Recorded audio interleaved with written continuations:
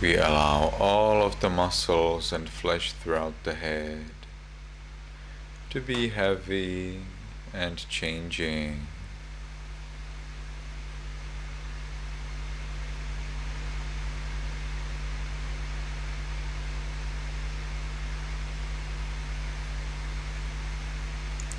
We continue to the neck, shoulders, arms, elbows, forearms, wrists, palms, fingers, tips of fingers. We allow all of the muscles and flesh throughout the hands and arms to be heavy and changing.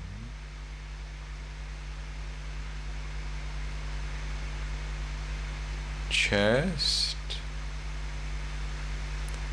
abdomen, back, and we allow all of the muscles and flesh throughout the upper part of the body to be heavy and changing. We are curious about this heaviness and change, and we enjoy it as we allow this body to be the way it is. We ourselves are allowed to enjoy peace.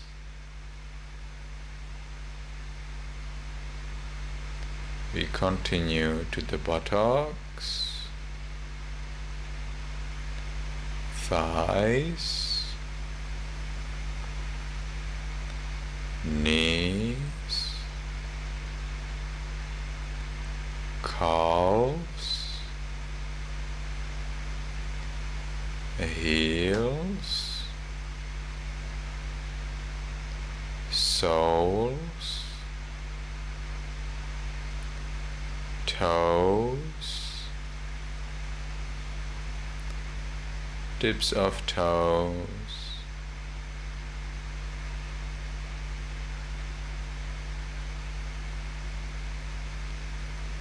and we allow all of the muscles and flesh throughout the body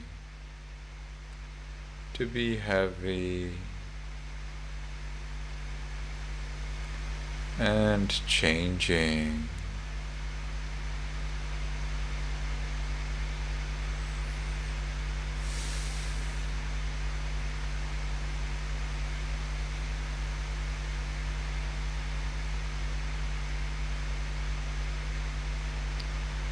And we may be curious about what's going on with this mind. What are these thoughts or feelings that happen in the mind now when we have allowed this body to be the way it is?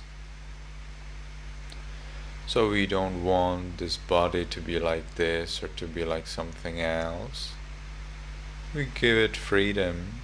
Okay, you know what, body, just be the way you are. Be the way you want. I'll give you the freedom.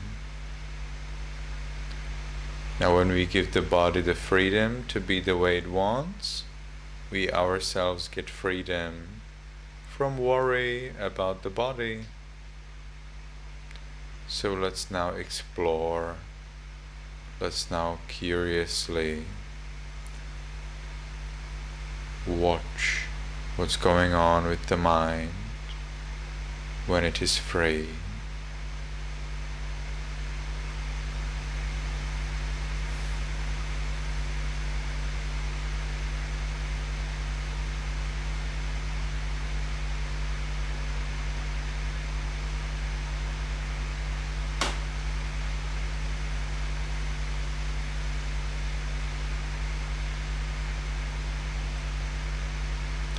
So when the mind is free, it is in peace, and we can share this peace with other living beings. So we can start in our room where we are now, and we just allow all of the beings, be they animals, humans, or invisible beings, whoever is there, no problem, to be at least as much peaceful as we are now. So we can wish in our minds voicelessly, may all beings in this room be in peace. May all beings in this room be in peace. And again, we don't force, we just allow, we give the freedom.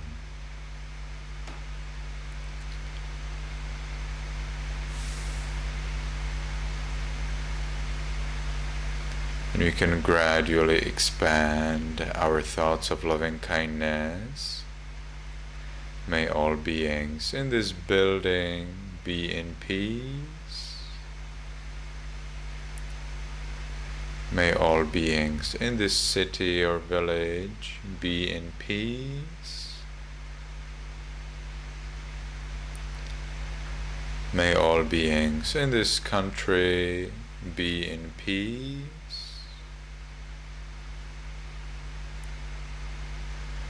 May all beings on this continent be in peace.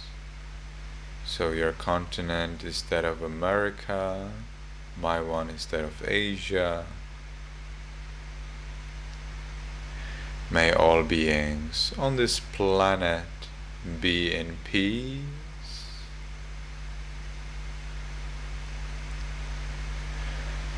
May all beings, including me, be in peace.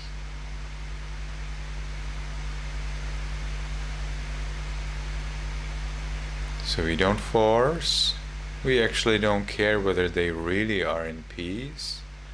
We just give them permission. We enjoy giving them the permission. We give them the freedom to be in peace. We give it to ourselves as well. Let's all be in peace if that's possible for us.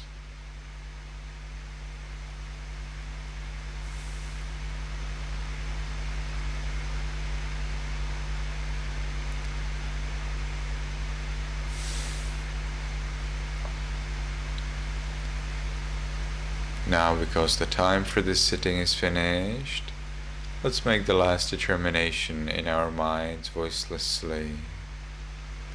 From now on, I will always be mindful and shine with loving kindness.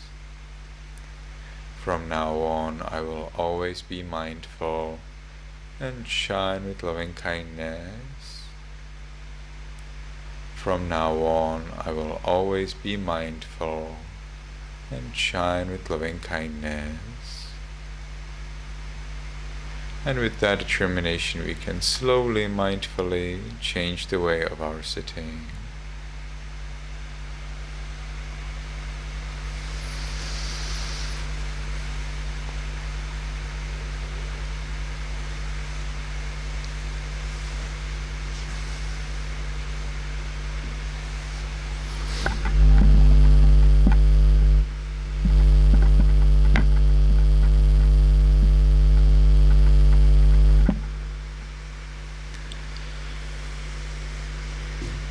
Okay.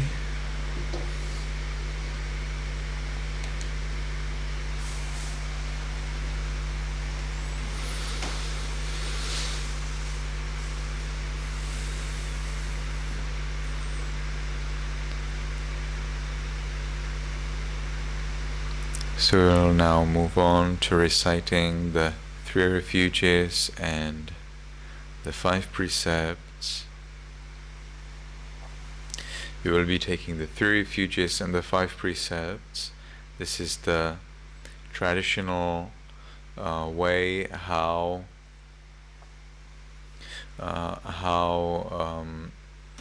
men and women in the Buddha's time are encouraged by monks and by nuns to be good people.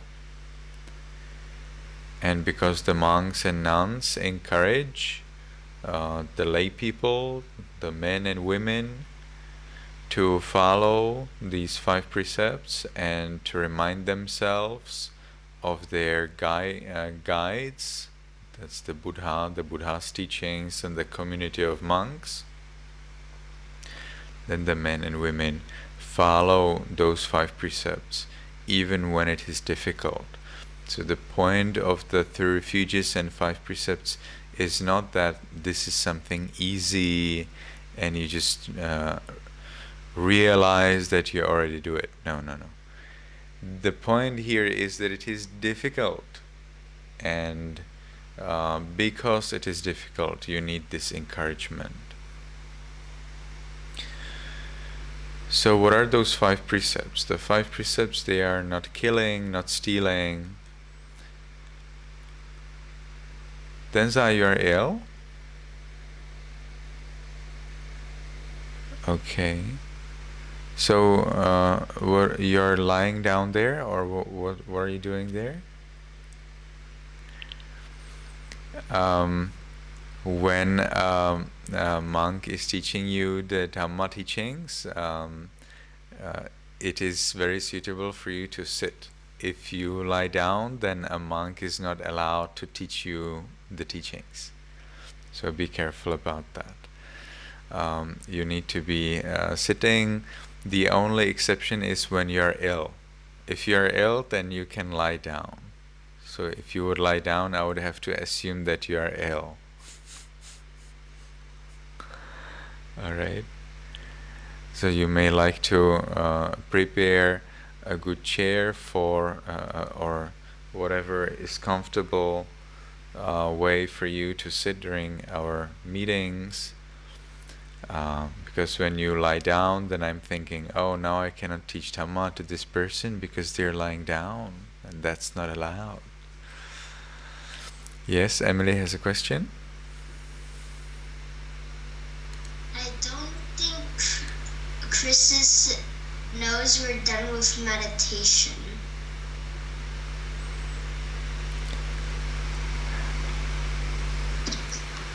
I will check it out. Now he's opened his eyes. Is he a boy or a girl? Boy. Okay.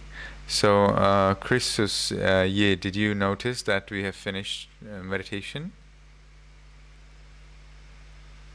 Can you please unmute yourself and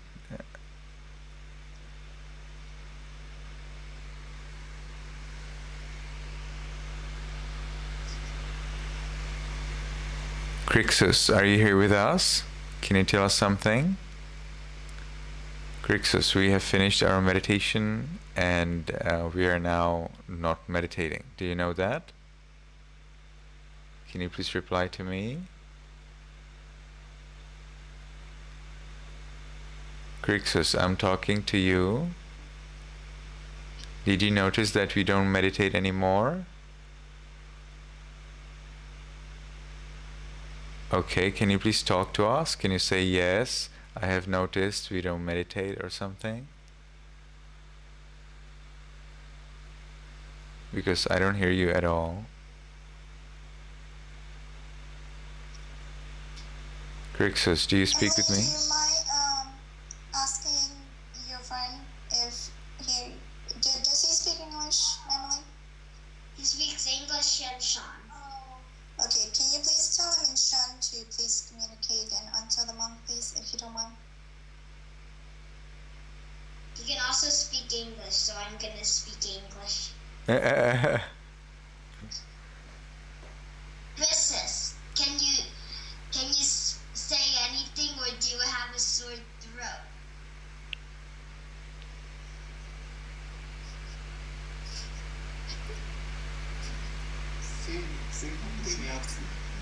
Yeah, Christus, Can you say anything? can you tell us, yes, I finished my meditation? He's shy. No. No? Then tell us. Yes, I have finished my meditation, because it seems you're still sitting in a meditation posture. We are no more sitting in our meditation posture. Yes.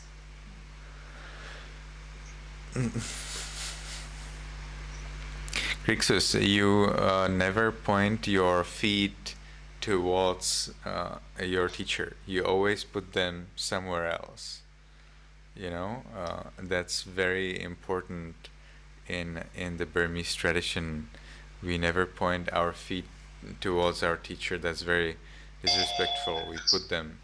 We direct them to some other side. Okay, that's so much better.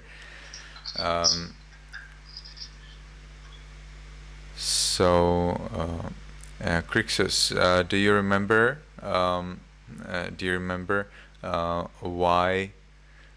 Why do men and women take 5 precepts and 3 refuges from monks and nuns?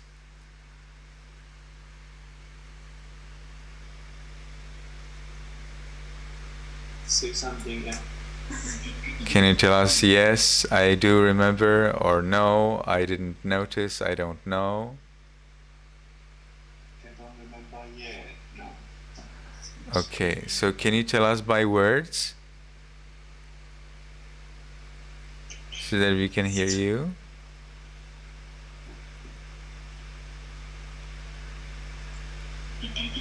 Or Krixus, are you disappointed with me? Did I say something that you didn't like? No? Okay. So can you please say no, I don't know why lay people take 5 precepts and 3 refuges?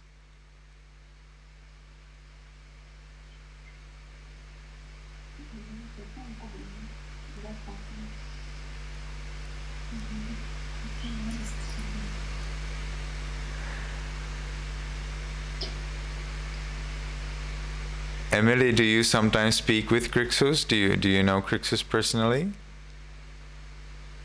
Yes. Yes, and does he? We met each other maybe 3 times.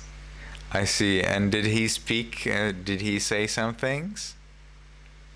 Yes. Yes, he did. So that means he's not dumb. Do you know what's dumb, Krixus? That's when you cannot speak. I don't know. Well, you didn't say anything so far, so it's very hard to tell. Right? So it is very polite if you can answer by voice. So are you willing to answer to my questions by voice?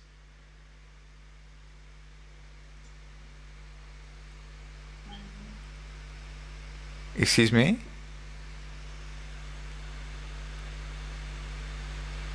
Manai Purnia. Manai Purnia. Vẫn thật sao vậy?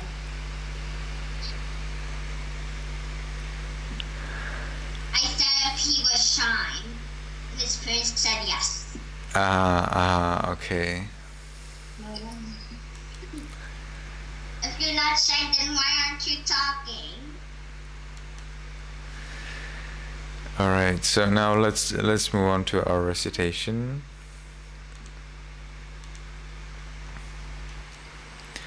So this is the recitation of the 3 refuges and the 5 precepts. We recite 3 refuges and the 5 precepts.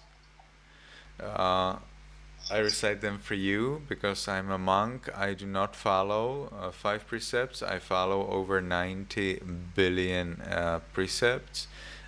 Because you are not monks, you have it a little easier and you just follow 5 precepts.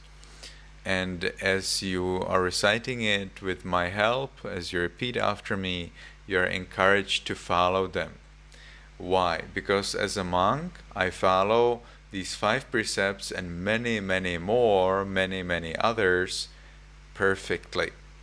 And because I follow them perfectly, and because I follow them so much more in terms of so much in the detail and so much strictly, then you are encouraged to follow them at least in the way that you recite.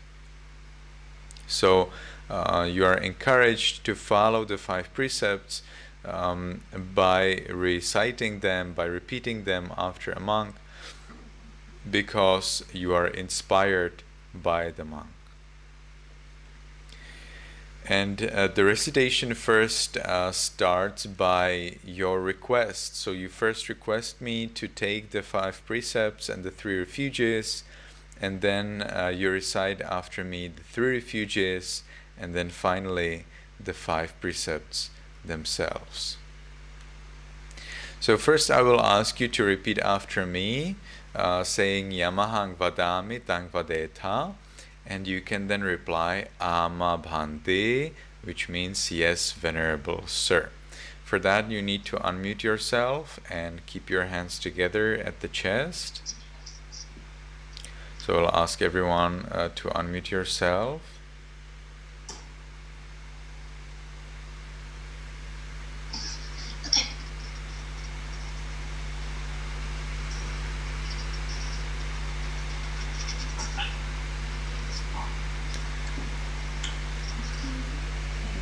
Devi too is raising her hand.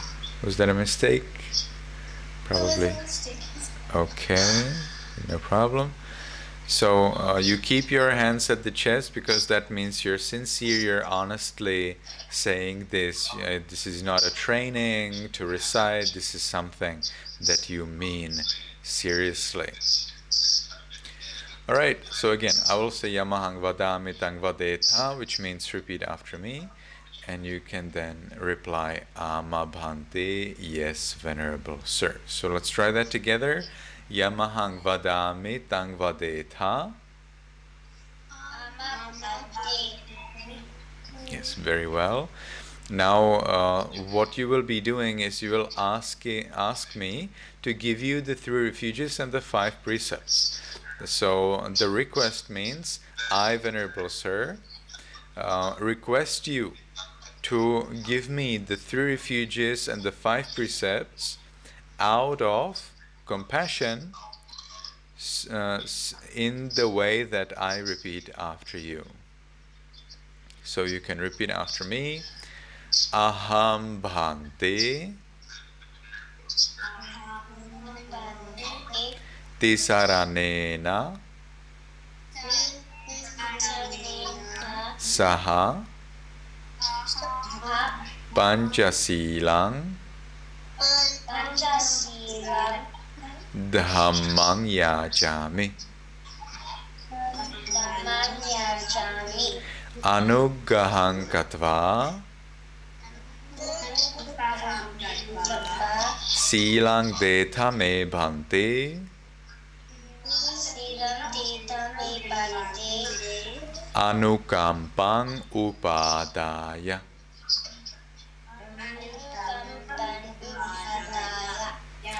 So now we will recite the same thing for the second time and for the third time. Second time in the Pali language, which is this language of our recitation. Pali language, P-A-L-I. Their second time is said as Dutiyampi. Dutiyampi means for the second time. So let's try that together. Dutiyampi Aham Bhante tisaraṇena saha pañcasīlaṃ dhammang yājami anuggahang katva sīlaṃ deta me bhante anukampang upadaya. Now for the third time is tatiyampi. So let's try that together. Tatiyampi aham bhante tisaranena saha pañcasīlaṃ dhammang yajami. Anuggahang katva sīlaṃ detha me bhante anukampaṃ upadaya. So now we will pay respect to the Buddha. I will be also paying respect to the Buddha together with you. And literally it means I bow down, or this is my respect. Namo means respect. Tassa, to him, to the Buddha. Bhagavato, the powerful one. The Buddha had great psychic powers. Arahato means that he was worthy of all offerings and donations and support, because he was free from all greed, from hatred, from all ignorance. The Buddha was free from all mental defilement, from all mental dirt of desires, of anger, of laziness. The Buddha's mind was free from those things. So that's why we say he was worthy of support, he was worthy of offerings. Then samma means rightly, sambuddhassa, fully awakened to the truth of the world. So for all of us, well, we are basically sleeping. We do not realize the problem of the world. What's the problem of the world? Well, that's the death. Because we are going to die. Everything that we do has an end. Everything that we get, everything that we experience, that will end.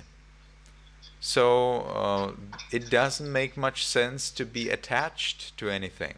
We of course need to take care of our bodies, of our minds. We need to be kind, we need to take care of others and help as much as we can, but we do not need to be attached to that. That means we do not need to cry or to be greedy or to be hating. We do our best and it works as much as possible, but we don't need to be attached to that. So the Buddha realized that. So that's why we say the Buddha was rightly and fully awakened to the truth of the world. And the Buddha then gave us the instructions how to do that too, how to also be awakened. And that we will probably touch on a little later. So now what's coming is our worship of the Buddha. We are worshipping the Buddha because he is worthy of worship, because he is so noble and pure. He has no defilement. He is perfected. So we can keep our hands together at the chest, and you can repeat after me. Just repeat only the part that I say and do not repeat anything else. Do not say anything else. Namo tassa bhagavato arahato samma sambuddhassa. Namo tassa bhagavato arahato samma sambuddhassa. Namo tassa bhagavato Arahato Samma Sambuddhassa. So now what's coming is taking refuges in the Buddha, the Buddha's teachings, that is Sangha, Dhamma actually, and then the community of monks, which is Sangha. So Buddha, Dhamma, Sangha. Buddha, he is the teacher, he is the awakened one. Do you remember we said Sambuddhassa, the rightly awakened one? Well, or completely awakened one. So that's why we call him Buddha. Buddha is actually not his name. Buddha is not a name. No. It's a title, like we say a Mr. or Mrs. In the same way we have Buddha. So we have Buddha Gautama. We would not say Mr. Gautama, we say Buddha Gautama. Buddha Gautama means the awakened one called Gautama. Gautama was his name. So Buddha is not a name. Buddha is just a title. And we go for refuge to the Buddha. What does it mean, refuge? Well, you search a refuge if you are running away, right? If you have suffering, if you feel bad, or if people are evil and they shout at you, insult you, then you run away. You run away and you search a peaceful place. We call that peaceful place a refuge. Refuge is a place where you get peace, where you run towards if you have troubles. So that's a refuge. And we seek refuge, we go to the refuge of the Buddha, because the Buddha is the source of the ultimate peace. What's the peace? Well, that's the freedom from greed, hatred, ignorance. That's the freedom from the desires, from anger, from delusion. So, because the Buddha provides us with this peace, we say he is our refuge. In the same way, we search for refuge in the Buddha's teachings, because the teachings is the guidance to our own peace.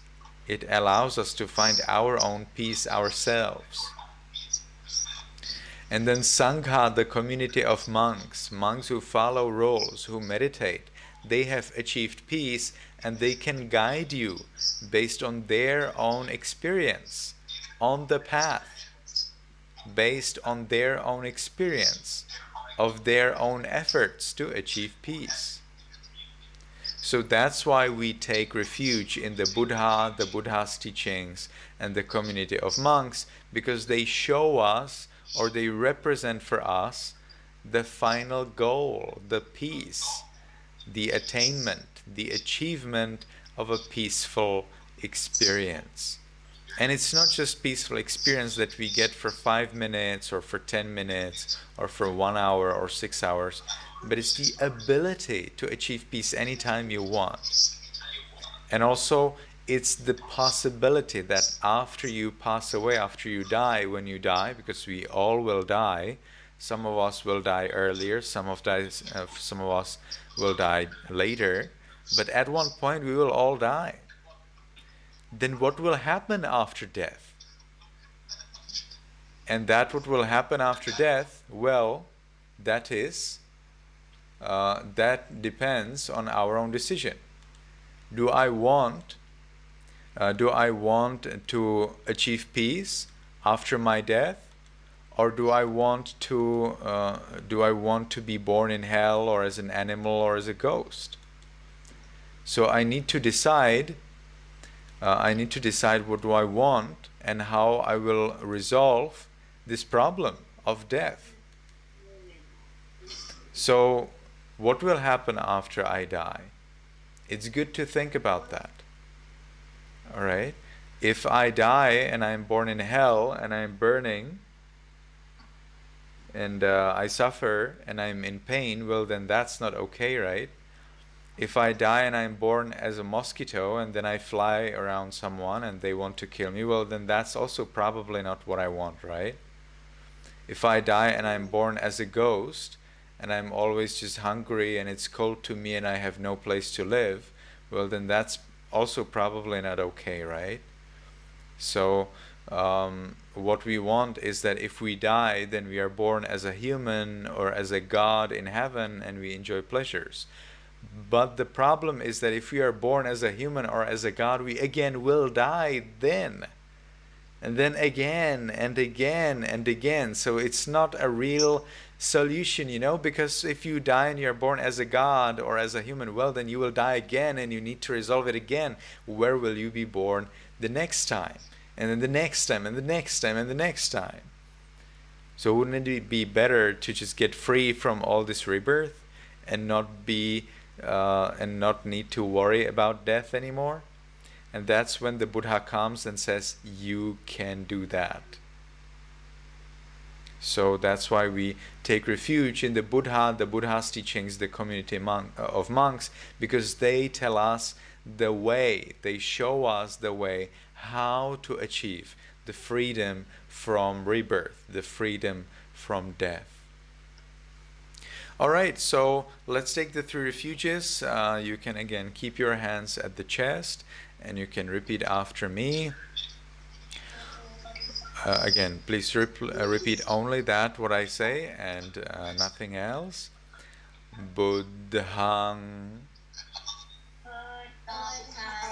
Saranam Gacchāmi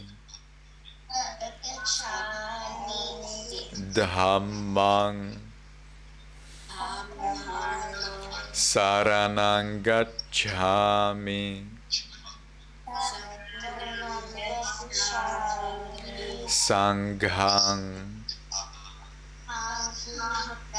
Saranam Gacchāmi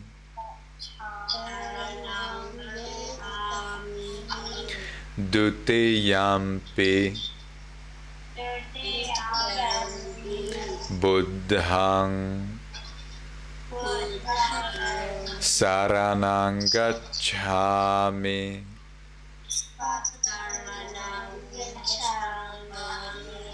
Dutiyampi Dhammam Saranam Gacchāmi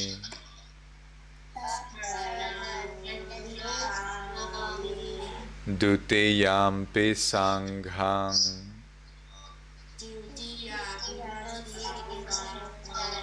Saranam Gacchāmi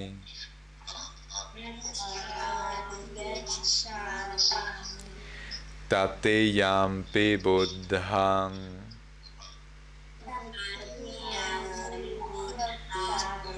Saranam Gacchāmi Tatiyampi Dhammam Saranam Gacchāmi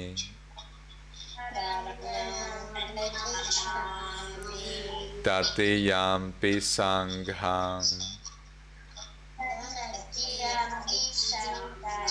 Saranam Gacchāmi.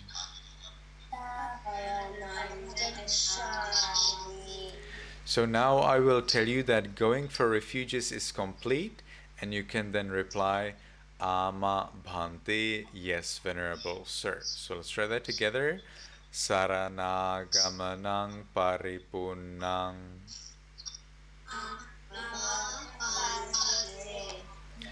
Very well. So now, after you have taken the 3 refuges, now what comes is taking the 5 precepts.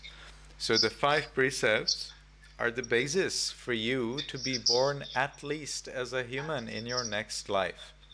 It is not exactly sure that if you die you will be born as humans, even if you follow the 5 precepts. But you increase the possibility. You make it more sure. So it cannot be 100% sure. We cannot be totally sure. But we can be at least more sure. Those who kill and then steal, they also can be born as humans. But that is not sure.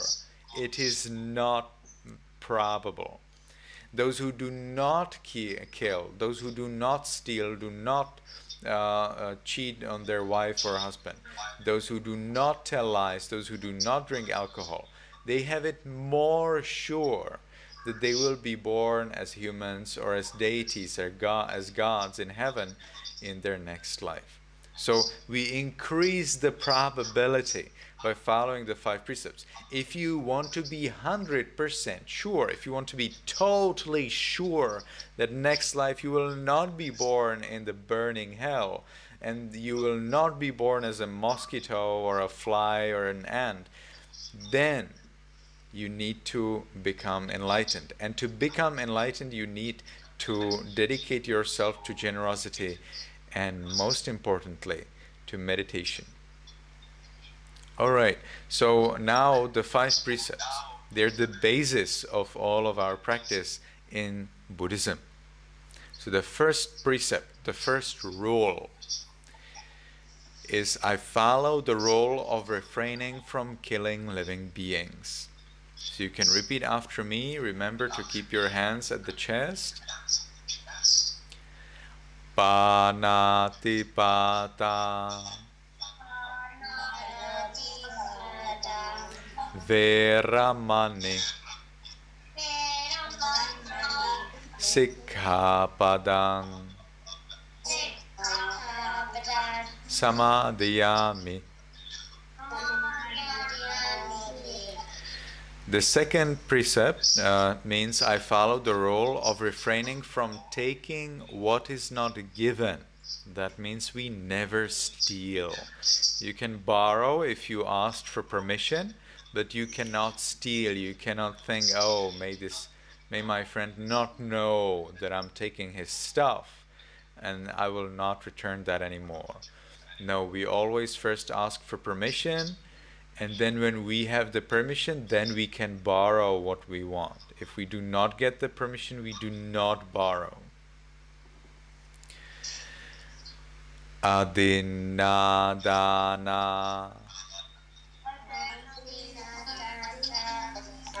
Veramani Sikkhapadang Samadhiyami. The third precept means I follow the precept of refraining from sexual misconduct. So that is related especially for adult people when they have their wives, when they have their husbands. So if someone has a wife, if someone has a husband, they should be faithful to their wife and faithful to their husband. They should not fall in love with anyone else. Well, that's difficult, and that's why these 5 precepts are so difficult. But if you can follow them, you can make it more sure that next life you will not be born in hell or in animal realm or as a ghost, but you will be born as a human or a god. So you can repeat after me. Kamesu Miccācara Veramani Sikkhapadang Samadhiyami. The fourth precept means I follow the precept of refraining from false speech. That means we never tell a lie. You can be wrong. Anyone can be wrong. It's no problem if you are wrong. You thought that it's right and you happen to be wrong. But we never tell a lie. That means we never say something that is different from what we believe is right. So, for example, if you see your friend walking on the road, you do not say, I didn't see my friend. Or if you do not hear, about your homework, then if you hear that you should do your homework, you don't say, I did not hear that I have to do my homework. That's a lie. Because you heard it, right? And you know it that you heard it. Now suppose you did not hear it, but someone really said it. Well, then that's no problem, because you did not hear it, because you don't remember hearing it. We can be wrong, it's okay. But we never tell lies. We never say something that's different from what we believe is right. So if someone says, are you angry with me? Then if we are angry with the person, then we say, yes, I am angry with you. You never care what will be the concept. We don't care when I say truth. I never care whether something bad will happen if I say truth. That's not my problem. My problem is to say the truth. And then I can resolve things. If people always know that we say truth, they will rely on what we say. They will believe us.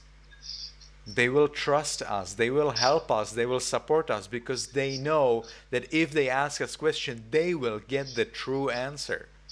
At least according to what we believe. Again, we can be wrong. There's no problem in being wrong. But there's a big problem about telling lies. So we always tell truth. We always say in the way how we mean it, in the way how we believe it. You don't have to push and say, You don't have to always say things. But if someone asks you and you really answer, then you must answer the truth. So that's the fourth precept. So you can repeat after me. Musavada.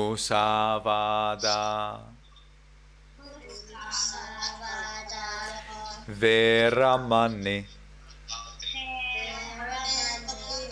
Sikkhapadang. Samadhiyami. The fifth precept means I follow the precept of refraining from drinking alcohol and taking drugs. Sura meraya. Majja. Pamadatthana. Veramani. Sikkhapadang. Samadhiyami. So these are the 5 precepts, and now I will encourage you all to follow and protect these 3 refuges and the 5 precepts, so that you can achieve peace, not only after you die or after you become enlightened, if you become enlightened, but already now. If you follow the 5 precepts, then you know that you are a good person. Now other people may not recognize, they may think, oh, you're so evil, you tell me truth. Or you're so evil, you don't drink alcohol. But that's not your problem, that's their view, that's their opinion. But you know that you are a good person when you follow these 5 precepts. And you know that you are eligible. Eligible means that you are suitable, you are worthy of becoming a human again next life. Those who do not follow these 5 precepts, they're not worthy of that. They need to change, and they need to follow the 5 precepts so that they become worthy of being a human also the next life. So we always encourage others to do the same, to also follow the 5 precepts. Alright, so now I will encourage you to follow the 3 refuges, the 5 precepts very well, and you can then reply to me, Ama Bhante, yes, Venerable Sir. So let's try that together. Tisaraṇa saddhiṃ pañcasīlaṃ dhammaṃ sadhukang surakkhitāṃ gatva appamadena sampadetha.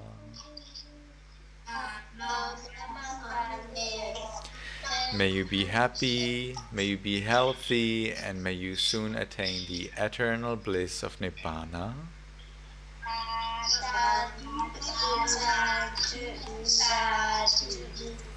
Yes, This word sadhu, sadhu, sadhu, for those who don't know it or for those who forgot it, means well said or well done.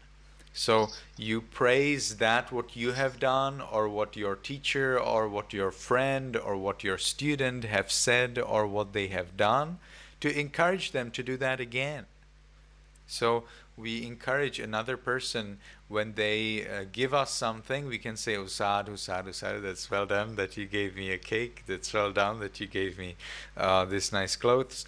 But we also say sadhu, sadhu, sadhu when someone encourages us to meditate, when someone encourages us to follow the five precepts and protect the three refuges.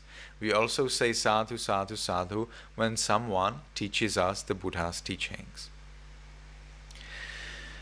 All right, so time's up, but still, I would like to inform you or announce to you that we have a new story in our Facebook group, in our Facebook drawing group, and encourage you to draw.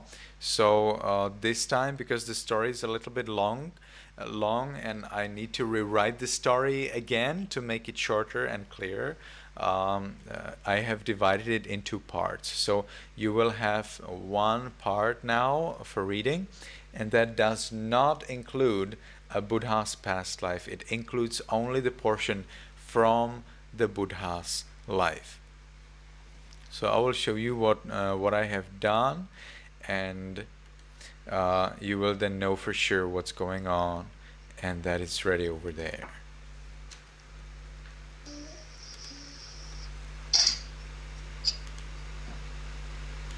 I already sent in my picture.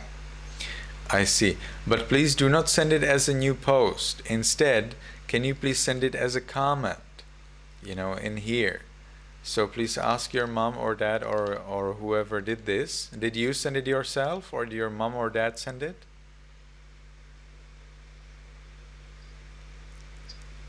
Emily? I sent it. You sent it yourself. Okay. Emily, when you take photo, look at this. It's like when a skyscraper is falling on your picture. Do you see that? Do you see the big shadow? Yes. Yes. So when you take a photo, make sure that that you cover the photo by your phone, so it's all inside that shadow. Then it will actually become lighter. If your phone covers it only from portion, then you will see it like a big shadow. You can see there also your fingers as you're holding the phone. So avoid that shadow. It will be even nicer. But otherwise, anyway, it's very fine, very nice. Thank you very much.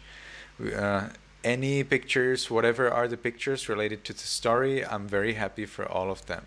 So look at the other posts. You will always get the pictures included in the comments. You will get into the comment by going into this blank space, this little box where is written write a public comment. And then here is a camera. Do you see this camera picture? Then you click on this camera picture and that will allow you to add the photo. Or here also you can add a picture, either a photo or a picture, or not a sticker for us. A photo, a video, a photo, or a picture are the options for us. Okay, so now I want to introduce everyone to our story number 4. Look at this. It's Jataka, means the Buddha's previous life. Number 4 is the story about the little merchant. Now this is part 1. So this is part 1. That means next week there will be part 2. This part 1 is only about what happened during the Buddha's life. If you see that there is a text inside these forward slashes, then that actually means that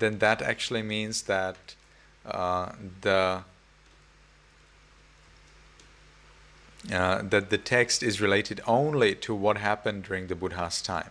So it's not about the Buddha's previous life yet. That's coming probably next week. Now we are looking at what happened during the Buddha's life. during the Buddha's last life, when he was already a Buddha. So what happened? Well, a lady fell in love with a man, but the parents would probably not agree with this love. So the woman and the man, they ran away from home. And when they ran away from home, the lady gave birth to a child. And then the lady decided she will return home to give birth to her child. But it was too late, and she gave birth to her child on the road. And the same thing happened with her second child. She had two boys at that moment. And then when the boys grew up a little, they wanted to see their grandparents. And okay, so the parents of the children took them to see their grandparents. And the grandparents, they decided to take care of the children, but they just gave money to the parents, and the parents left away with the money. So the parents got the money, and they sent their children to the grandparents. So the boys stayed with their grandpa and grandma, and the grandpa was a follower of the Buddha. And because the grandpa was a follower of the Buddha, he took his grandson to see the Buddha and to listen to the Buddha's teachings. Just like your parents are taking you here to listen to the teachings of the Buddha, here coming from my mouth. And the boy was so happy about the Buddha's teachings that he decided to become a monk. And the grandpa was so happy. He thought, he told his grandson, even if all of the world wanted to become monks, I would not be as happy as I am now when you alone want to become a monk. So happy he was that his grandson wants to become a monk. So he supported him, and the grandson, who was actually the older brother out of the two, we know him as Mahapantaka. Pantaka means he was born on the road. Both of them were born on the road. Do you remember? And first one is called as Mahapantaka because he's the big one, the older one. And the other one is called Chula Pantaka. Chula means younger one. So he's the younger boy who was born on the road. Okay, so the older one, the elder brother, he became a monk, and after a short time learning and studying and meditating, he became fully enlightened and fully free from all suffering, from all birth, old age, illness, and death. Now, you cannot get free from death in this life, but you can get free from death in the next life. So that's what I mean.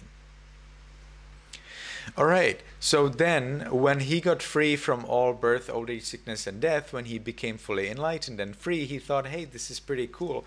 I will teach this to my younger brother. And he invited his younger brother to become a monk. His younger brother became a monk, but when the younger brother of Mahapantaka, so the younger brother's name was Chula Pantaka. Chula means younger, Pantaka, the one who was born on the road. So Chula Pantaka, he had a trouble to learn anything at all.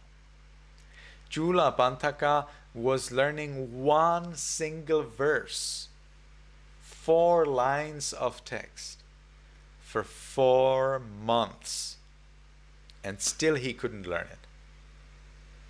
So the elder brother thought, what, like now 4 months you're trying to memorize 4 lines and you still didn't do it?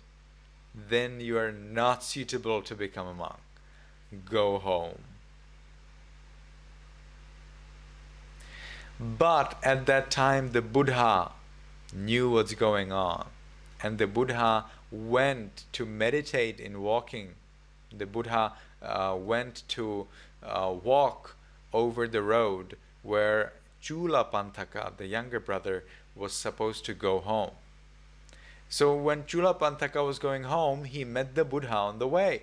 And the Buddha said, but I am the one who made you a monk, right? Not your elder brother. So you should follow my instruction. And my instruction is that you will now take this white cloth and you will rub it by your fingers. And you will say, remover of impurity.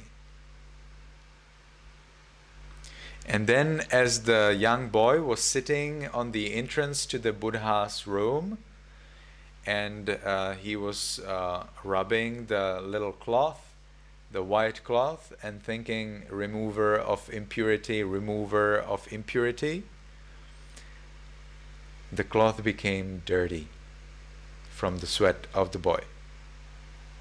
And as the cloth became dirty, the boy thinks, previously this cloth was pure, white and beautiful. Now it is dirty. And the boy realized, everything is impermanent. Everything is impermanent. We don't use that as excuse. If we make things dirty, well, then we need to clean them, right? We must clean them. If we make a mess, we must clean that up. We must tidy it up. But if we cannot help it and things just become dirty by nature, because this body is sweating, like when your clothes become dirty after the day when you're playing football or how do you call that, or hockey, or running, or playing, or just being in the heat outside. Well, then that's the way it is. So the clothes is now dirty, and then what you need to do? Well, you need to wash it. You need to clean it. If you don't know how to clean it, you need to ask your parents, hey, how do I clean my clothes? They teach you, and then you follow that. So you clean your things, you clean your dishes, you clean your things that you're doing, you tidy up your mess. You need to do that. But when it happens, you realize, that's the nature of things.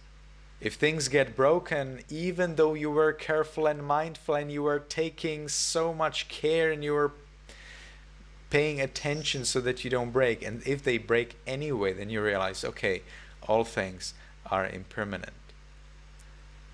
Well, you may be blamed for breaking the things, but you realize, so next time I will be more careful, but at the same time I need to realize all things are impermanent.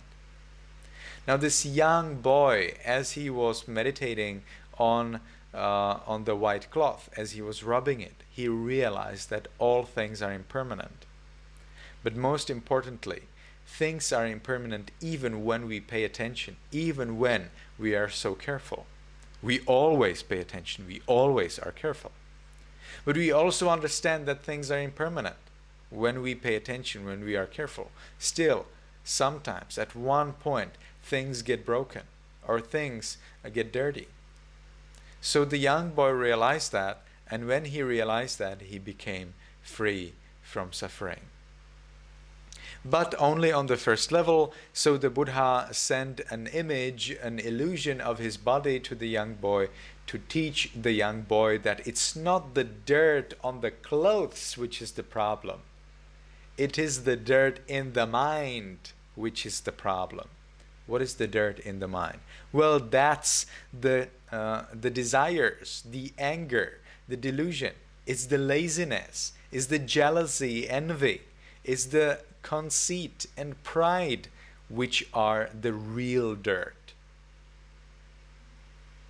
And when we realize that this dirt is caused by our ignorance, by our not understanding that actually everything is impermanent, well, then we can actually get free from that greed, from the desires, from the anger, and from the delusion.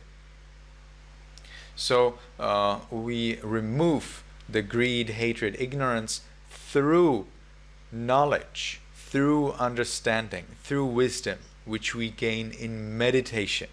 These are special kind of knowledge, not just something you learn in books. We meditate and we observe the nature of the body and the mind, and we realize that they are just arising and passing things. We have power over them in this world, but in the reality, in the deeper sense, we do not have power over them. Gradually, as we exercise power over the body and the mind, we gradually realize that we are very limited in our power, and that all of that power is only our illusion. Well, we need to continue in that illusion so that we are good people, but at the same time we realize that it's an illusion. So we do not engage ourselves in desires, in anger, in delusion. We engage ourselves in giving, in generosity, in supporting others, helping others. We engage ourselves in loving kindness, in patience. We engage ourselves in wisdom, in studying and practicing and thinking and reflecting, and also in meditating. There are 3 levels of knowledge. First level of knowledge is when you learn it from books or when you hear it from someone else. Second level of knowledge is when you think, and you realize through thinking. That's the second level of knowledge. And the third level of knowledge is what you get in meditation. So if someone says that they are wise because they realized it by thinking, then you say, what? Nothing. Did you realize it in meditation? No? Well, then it's just the second level of the 3 levels. You need to meditate to realize real wisdom. Alright, so this is the story that we have there now for reading and for drawing. So I would like to encourage you all to read this story yourself, to read it well in detail.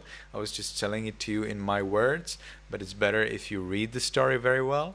And then there are some suggestions for drawing, so you can draw whatever you like related to the story, or you can draw based on the suggestions. I have also posted there a picture of a young novice. Be careful, the young novice is learning the Buddha's teachings from a book, but in the Buddha's time they didn't have books. In the Buddha's time, when young monks and when young nuns wanted to learn the Buddha's teachings, they would have to repeat it from their teacher. So the teacher would already know it by heart, and as the teacher is reciting it, then the student is repeating it. There is no book at all. So the teacher needs to repeat it again and again and again and again and again. And the student needs to repeat it again and again and again and again. And then they may learn it. Now Chula Pantaka was not able to learn it. Why was he not able to learn 4 lines of verse in 4 months?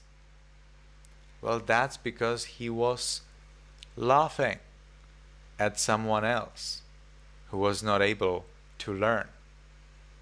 If you are laughing, if you are ridiculing, if you are mocking at someone else, thinking, ha ha, you try to learn, you will never learn that, then that's a very bad deed. That's evil. And we never do that. Instead, we support the other person. Oh, you try to learn. I wish you that you are successful. Can I help you in any way? Come, let's write it together. When you write it, you will remember better. Or I will read it for you and you will recite after me. Maybe you will remember it better. And you support the other person to remember. Not that you laugh at them that they cannot remember. And that's evil. Evil means that it is not a good thing to do. And when you do evil, you will suffer for that. Those who mock and ridicule you for being slow in learning, if you're slow in learning, or if they think that, then they are committing that evil and they will suffer. You don't need to be angry with them. They will suffer anyway. We don't need to be angry with them. And how will they suffer? Well, they will suffer because in the future they will not be able to learn anything at all. So because we want to be super fast in learning, we want to be excellent and just hear things and immediately remember them all. That's why we never mock, we never ridicule others when they have it difficult to learn. Instead, we help them, we support them. So you can learn the lesson from Chula Pantaka. So Chula Pantaka, the younger boy who was born on the road, he could not learn 4 lines of verse in 4 months from his elder brother.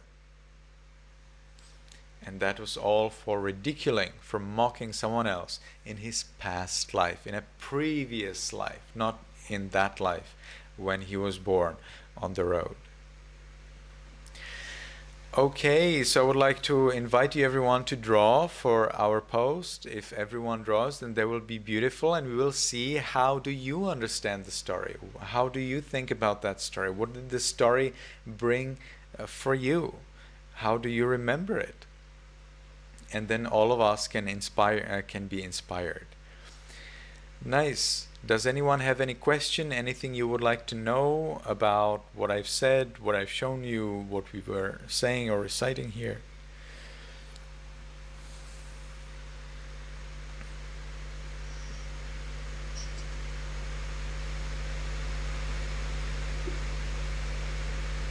Yes, Tenza? What about white lies? Well, you need to decide whether you also want to hear white lies. Would you be happy if other people tell you white lies? Well, it was just from a book that I read where someone was just trying to protect someone, but they had to do a lot of lies in order to help them. But would you be happy if someone else tells you those kinds of lies? Probably not. Probably not. So, but there are ways how to say things without telling the truth and telling the lie as well. So you just do not answer those things. You keep silent, or you start to speak about some other topic, or you will explain it in a different way, which is more positive. So for example, your friend will come and say, "Do you like my clothes today?" And you will think, "Oh no, it's so ugly today." So instead of telling, "Oh no, your dress is so ugly today," what you can say is, "Other days," or "You can dress even better than this." If you say you can dress even better than this, then that's absolutely true, right? And still you didn't say that it's ugly. So you need to be very intelligent. Following the Buddha's teachings requires that you are very intelligent. You need to be very intelligent, very knowledgeable. That's why you need to learn very carefully every knowledge that you get, be it in school or from parents or from books. Take it, remember it. Remember where you learned it from. Write down notes. Make sure you remember it for a long time, so that later you can make use of it, and that way you follow all of the 5 rules happily and without a difficulty. But those who follow 5 rules in a society where people do not follow 5 rules will always have it difficult. But when the society finds out that you follow 5 rules, then they will have so much of respect towards you. So it's really worth it, even if you lose your friends. Do not think that telling a lie will help anyone. Telling a lie will always harm. Always remember that whatever is the happiness we get, it's as a result of doing good things. All suffering we get, it's always the result of doing bad things. Now, if you tell a lie to protect your friend, and then your friend is happy, then the happiness is not because of the lie, but it's because the friend did something else in the past, which now makes the friend happy. Your lie will bring suffering. To who? To you, because you told it. Then when the other person who received the lie from you, when they found out that you told a lie, you will have double problem. First, you will have the problem because your friend is revealed, and second, you will have a problem because you told a lie.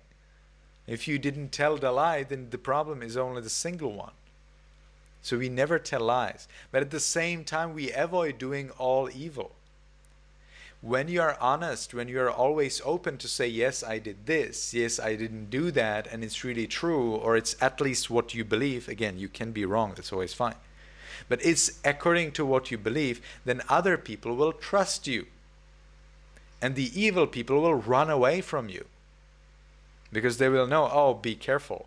If I do something evil when this person is there, they will tell it on me, so I need to run away. We don't want to be with evil people. What will evil people bring for you in your life? Nothing. Suffering, troubles. You don't want to be with evil people. You want to be with good people. And you want to inspire evil people to be good by your existence, by the fact that you live and that you are good. That itself is inspiring. That itself is the guidance. Yes, Tiri?